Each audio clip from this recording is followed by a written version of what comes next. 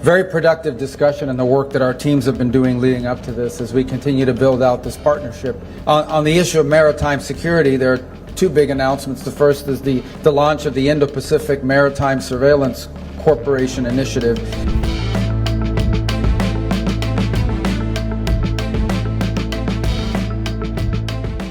Let me begin by thanking India for hosting this. We appreciate it very much. To Ministers Jaishankar, Wong, and Motegi, thank you for this very productive discussion and the work that our teams have been doing leading up to this as we continue to build out this partnership into something that is a partnership of action. I'll talk about that more in a moment.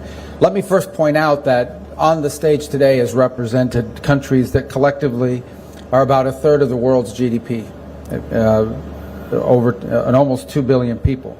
And these aren't just countries that have economic reach, a third of the world's GDP, 2 billion people. They are countries who share strong values, strong, vibrant democracies who also are committed to many of the same concepts with regards to economic development and have many aligned interests in those fields as well.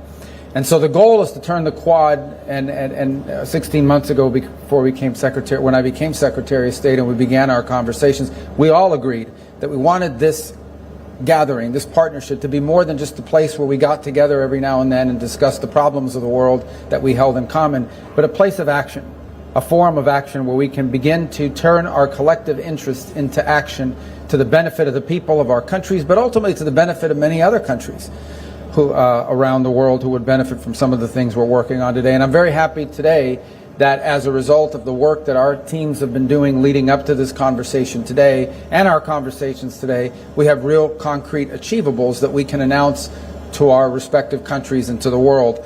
On the issue of maritime security, there are two big announcements. The first is the launch of the Indo-Pacific Maritime Surveillance Corporation Initiative, which is going to leverage each of our countries' maritime surveillance capabilities in the Indo-Pacific to enhance information sharing.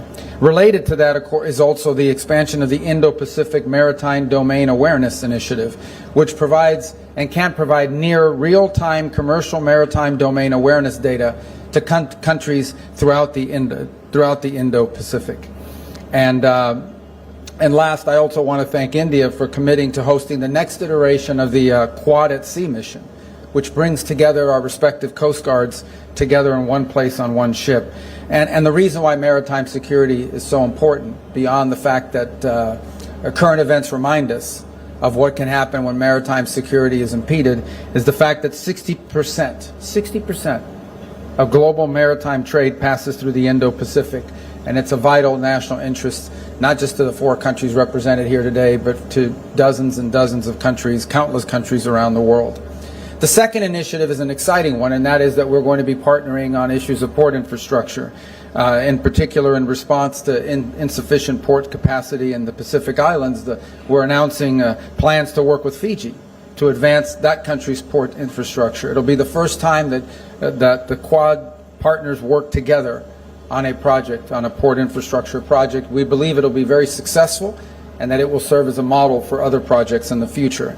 The third topic, which we hear a lot about these days, that we'll have some deliverables on today, is the issue of critical minerals. We'll announce the Quad Critical Minerals Framework, which will guide each of us to leverage economic policy tools and coordinate investment to strengthen critical mineral supply chains, including in mining and processing and in critical minerals recycling.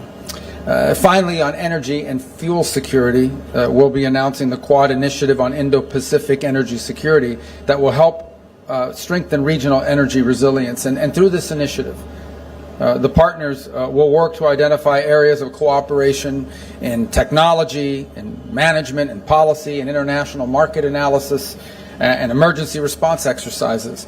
We'll be releasing a standalone statement on this initiative, and the Department of Energy from the United States will be hosting Quad partners later this year for a fuel security forum to further expand on this.